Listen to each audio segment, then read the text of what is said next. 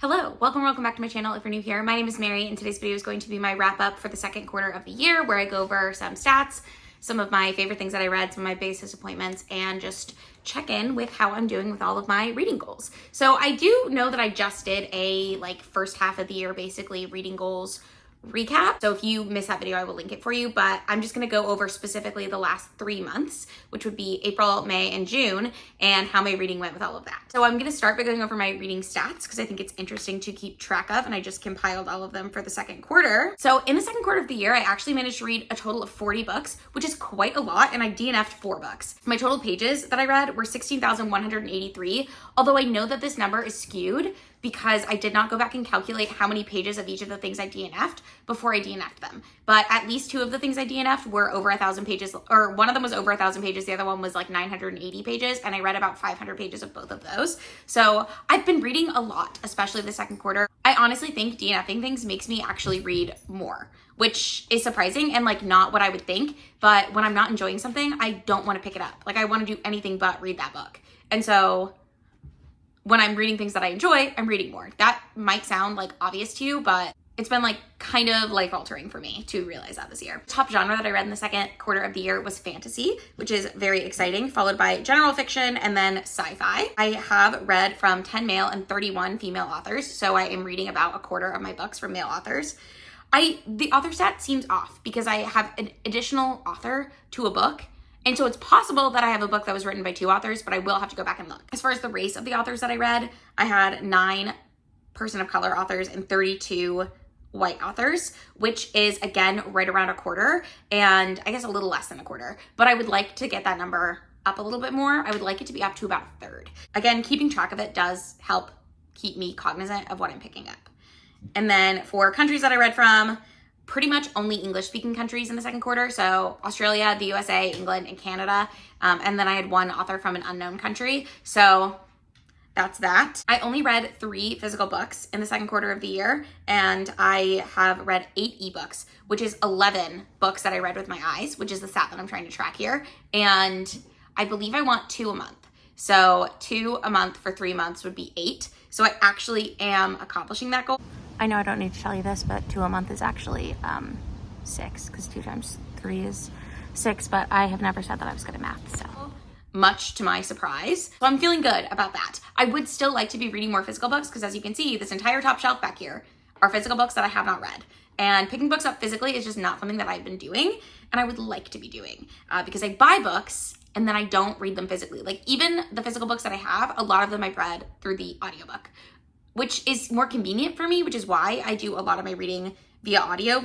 30 out of 40, again, is 3/4 of my reading is audiobooks, but I still would like to be reading more books physically, because otherwise, why do I have them? Again, I read 30 adult books, 10 young adult books, so about a quarter of my reading is YA, which is more than I expected, to be honest. I've read books set all over the world, and my average star rating for the second quarter of the year was 3.7. Now I'm just gonna go ahead and talk about 3 standout books that I really, really loved from the second quarter of the year, and then I will go over a couple of disappointments. So first off, one of the books that I loved, I read Shadow and Bone by Leigh Bardugo, and I love this book. I'm really excited to continue in the series. I was not super hopeful that I would love it because it's a YA fantasy, and I knew that I was interested in the Six of Crows series, but when I started reading this, it's very different. I was expecting a heist book, but that's Six of Crows, which is another series in this world, and I just didn't know how I would feel about it. I've heard such mixed things about Shadow and Bone that I just wasn't sure. It is pretty standard YA fantasy. There is the whole love triangle thing included. It follows this girl, Alina, I can't remember her name. She is a cartographer in this world for the army, and she has a childhood best friend named Mal, who she's kind of in love with and had a crush on for her whole life, and he is a soldier in the army. And then towards the beginning of the book, it comes to light that, no pun intended, that Alina has this ability to cast light from her body, and in this world, people usually find out when they have magical abilities when they're children. And so the fact that she's made it to 17, 18, 19, however old she is kind of miraculous. And she immediately gets taken to go hone her skills, and the most powerful magical being is called the Darkling, and he has the ability to create darkness. And so it kind of seems like they're the yin and yang to each other, if you will. They literally are. But the story goes from there, and there's twists and turns, and the way it ended up, I'm just very interested to see how book 2 will go, because it has the way book one ended, I could really, really love the rest of the series, or I could think the rest of the series are flops. And I don't know how to explain that without explaining how it ended and like how, like my preferences for things, but I don't want to spoil anything. So I'll just leave you with that. Another book that I read and absolutely loved was Firekeeper's Daughter by Angeline Boulley. And this is about a girl who is, I think she's like 18. She just graduated high school, and she is half Native American, half white. And she feels like she doesn't really belong in either world. So she's not part of the tribe.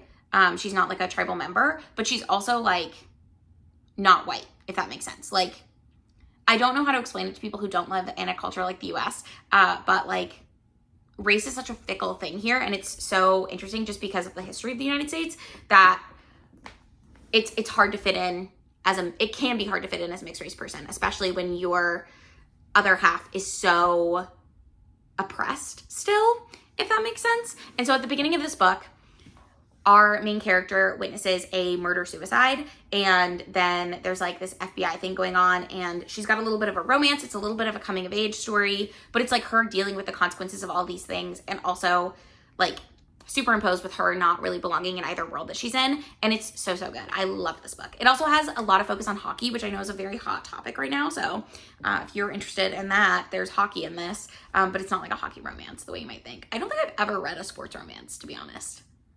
Should I do that? Maybe. I really like this book. I felt very connected to the main character. I felt very like, I don't know, like she was very well-rounded and understandable, and that's something that I enjoy.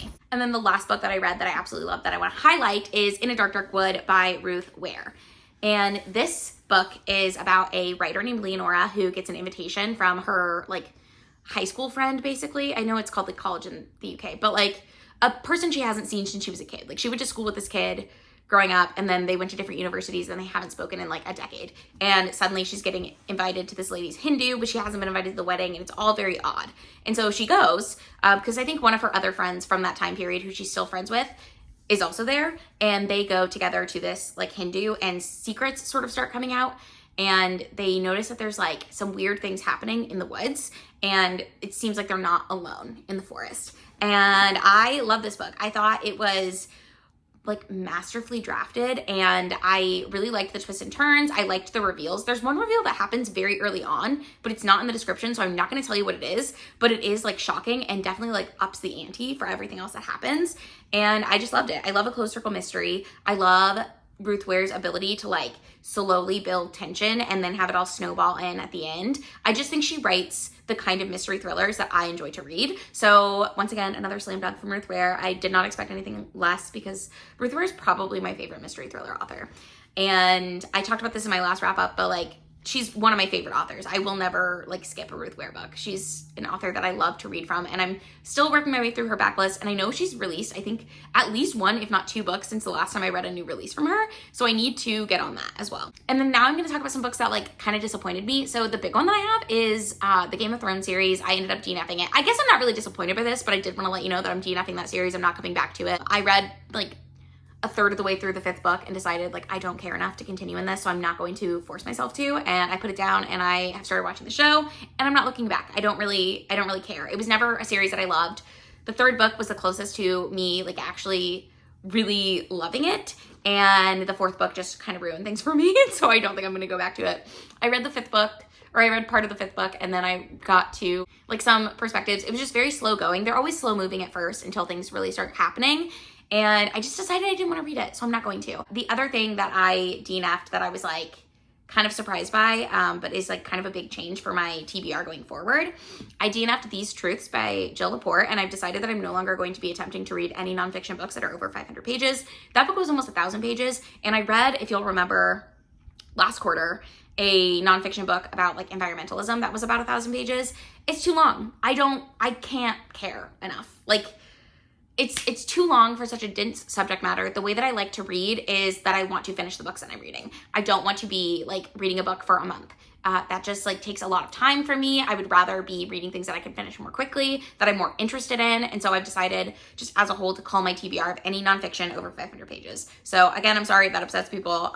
It's too late. I've already done it. And then I did read 2 highly hyped books last month. I read The Secret History by Donna Tartt, and I also read The House on the Cerulean Sea, and I thought both of them were fine. I gave them both 3.5 stars. I edged more on the side of enjoying them to like feeling totally meh about them.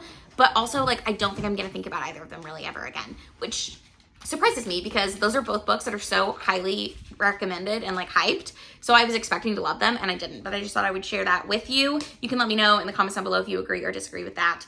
But those are some of my, like, disappointments, if you will. I am so happy that I've started DNFing more. I know that 4 books out of 40 is not, or out of 44, I guess, is not like a ton, but it feels like a lot to me. And it's nice DNFing series. I also DNF'd the series The Firewall Trilogy by James Maxwell after not really enjoying the first book.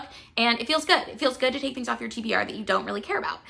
I feel like for a long time, I felt this like immense pressure to read everything. And I'm starting to get into a groove of like deciding that I need to read things if I'm liking them. And if I don't like them, there's no reason for me to read them. I don't need to be giving like horribly negative reviews. I will never be a person. I don't plan on ever being a person who gives like rant reviews. If I don't like something, I would kind of like to just be like, okay, that's it. I'm done. I hope other people do like the things that I dislike. Like I really hope that books find their readers. And not every book is for every person, and that's okay. So I'm trying to get more in that mindset. But that is my very quick rapid fire Q2 update for how I'm doing with my goals, how my reading stats are going, and also my tops and bottoms of the quarter. Let me know in the comments down below what the best book you read last quarter was. And like this video if you liked it. Subscribe if you want to see more content from me because I do post 2 videos every week, and I will see you in the next one. Bye!